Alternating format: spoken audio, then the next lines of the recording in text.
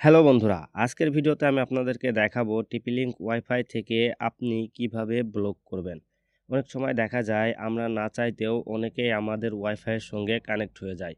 যার কারণে আমাদের নেট খুবই স্লো হয়ে যায়। এই অবস্থায় নেট ব্যবহার করতে খুবই অসুবিধা হয়ে থাকে। তো আজকে আমি আপনাদেরকে দেখাবো যারা আপনার ওয়াইফাই চুরি করে চালাচ্ছে তাদেরকে আপনি কিভাবে ব্লক করবেন।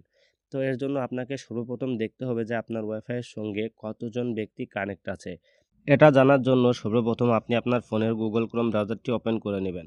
ওপেন করে নেওয়ার পর এখানে সার্চ বারে আপনি টিপি-লিঙ্ক ওয়াইফাই ডট নেট লিখে সার্চ করবেন।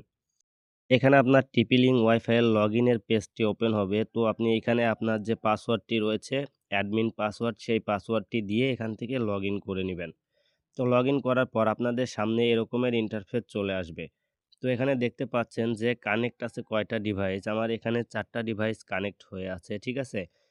তো এখান থেকে আপনাকে আগে দেখতে হবে যে কোন ডিভাইসটি আপনার পরিচিত এবং কোন ডিভাইসটি আপনার অপরিচিত।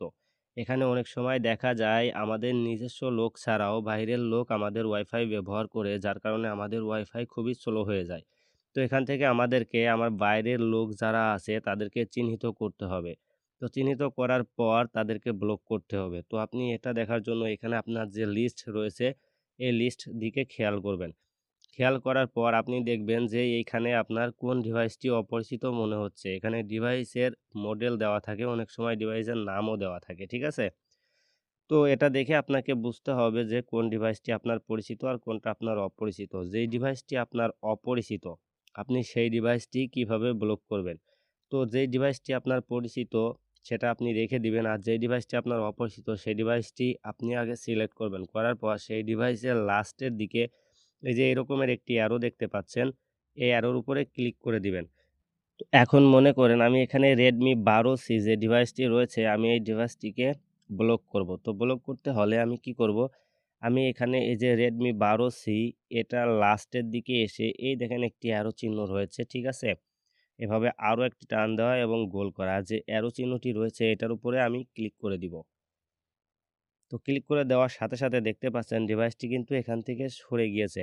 তো এখন যদি আমি এখানে যে ব্লক ডিভাইস লেখা রয়েছে এটার উপরে ক্লিক করি তাহলে কিন্তু আমি সেই ব্লক লিস্টে চলে আসবো এবং এখানে যারা ব্লক হয়ে আছে তাদের নাম এখানে শো করবে।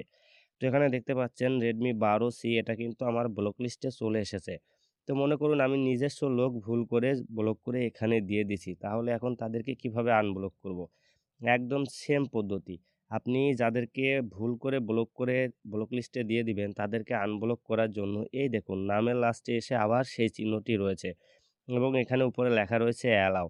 তো আপনি যদি এখন এই অ্যারো চিহ্নর উপরে আবার ক্লিক করে দেন, তাহলে কিন্তু সে আবার আনব্লক হয়ে যাবে।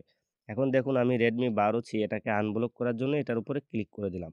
তো দেখতে পাচ্ছেন এটা কিন্তু এখান থেকে আনব্লক হয়ে গেছে। এখন যদি আমি এই কানেক্টেড ডিভাইসের উপরে ক্লিক করি তাহলে দেখতে পাচ্ছেন আমার Redmi 12C কিন্তু আবার এই কানেক্ট ডিভাইসে চলে এসেছে। ঠিক আছে? তো এভাবেই আপনি অপরিচিতদেরকে আনব্লক করে দিবেন এবং যদি আপনার পরিচিত লোক কোনোভাবে ভুল করে ব্লক হয়ে যায় তাহলে তাদেরকে এই ব্লক ডিভাইস থেকে এখান থেকে আপনি আনব্লক করে আবার কানেক্টেড ডিভাইসে নিয়ে আসবেন। তো বন্ধুরা এই ছিল ভিডিও যদি ভালো লাগে তাহলে একটি লাইক দিবেন। যদি ভিডিওর মধ্যে কোনো কথা বুঝতে আপনার অসুবিধা হয় তাহলে আপনি কমেন্ট করবেন।